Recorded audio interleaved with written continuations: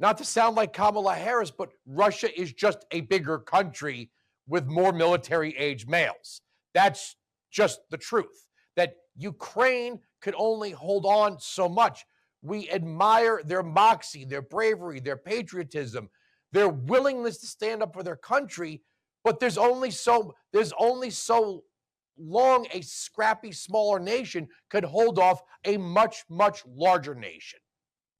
That's right. And also we have the fact that the government of Ukraine is hopelessly corrupt and basically is little better than the Russian government does. Zelensky is basically president for life at this point, has banned several of the Orthodox churches affiliated with Moscow, and is basically doing sort of the same thing to his country, what Putin has already done to Russia. So, there's not really, it's hard to find a good guy here. Although, as you said, I admire the Ukrainian people for their standing up. That certainly is very impressive.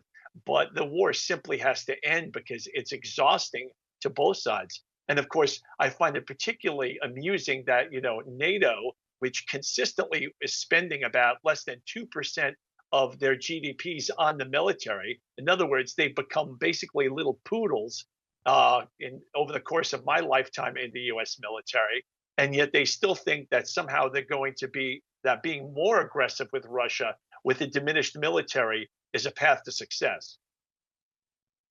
Yeah, and look, I know, I think we know what's going to happen here. If this war ends with Russia holding some former Ukrainian territory, like in Donbass or whatever it is, the north there, they're going to say, well, Donald Trump gave his friend Putin gave land. But if Joe Biden had gotten reelected to Kamala Harris, how much longer could this war go on? All right. Nobody wants to see Russia take territory in Ukraine. Again, the time to arm Ukraine would have been in October of 2021. But sadly, it's probably going to end with Russia holding some territory. The media is going to pretend that Kamala Harris would have somehow come out with a different result.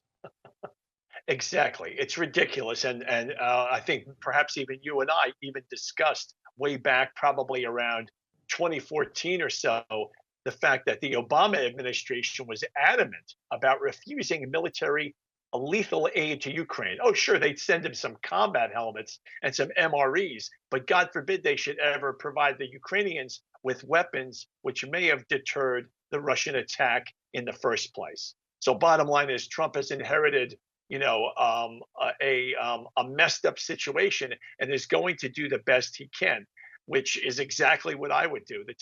Right. Probably they're going to hold on to at least two of the provinces that they've annexed, like Lugansk and Donetsk. And that's just going to have to be the way it is. They probably would have really never been able to have been integrated into Ukraine anyway. So Ukraine is simply going to have to wave goodbye to those provinces, probably, and hopefully regain some of the other partial provinces that Russia has taken in the past 2 to 3 years.